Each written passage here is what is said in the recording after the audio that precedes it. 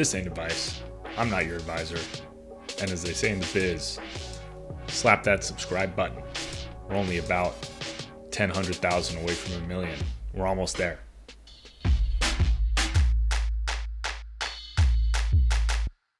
Welcome to another episode of Buck Talk. My name's Jack. Let's check out today's question.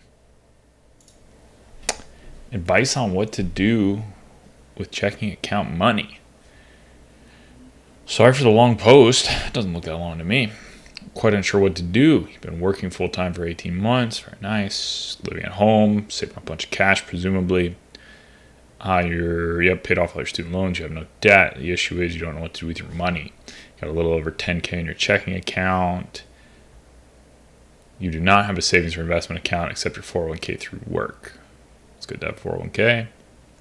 What should you do with the money in your checking account? You feel like you're letting it go to waste by having a checking account, but do you put some in savings? How much? If you take a few thousand, open an E-Trade account, put the rest in a high-yield savings account, and keep a few in your checking account. Okay, so I would personally keep enough in the checking account. I call it like working capital account, so that you don't have to be moving money around like every couple weeks, because that's a pretty big pain. It's not a headache that I think is worth it. Obviously, giving up a tiny bit of interest by not moving money to a savings account, to a checking account, back and forth. A lot of savings accounts have limitations on how often you can move money in and out for that very reason. But I'd leave enough in, like, I call it working capital. So if you spend, I don't know, $2,000 a month on your credit card, then I'd say make sure you keep, like, me personally, I'd probably do $3,500 in that case. Just so that it's always easily going to be paid off. Then you have to decide what you want to be invested versus what you just want to be earning a little more interest on. And so that's like a different conversation. But if I were you on the investment side, I would start with a Roth IRA, and E-Trade should be fine. Vanguard, Fidelity, Schwab, whatever, they're all the same. But that would be a different option, because now you're investing money that you're okay if the value goes down.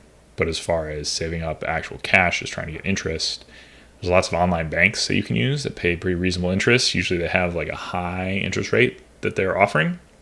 And then you get in there, and then after a few months it goes down because it's just an introductory rate trying to attract people. But that could be a good option. Or any of those brokerage accounts like E-Trade, Vanguard, Fidelity, Schwab, you can buy money market funds there. And money market funds are more or less cash funds that earn interest similar to a savings account. So those are the things I would check out. And just figure out how much cash you need to feel comfortable, since you have enough.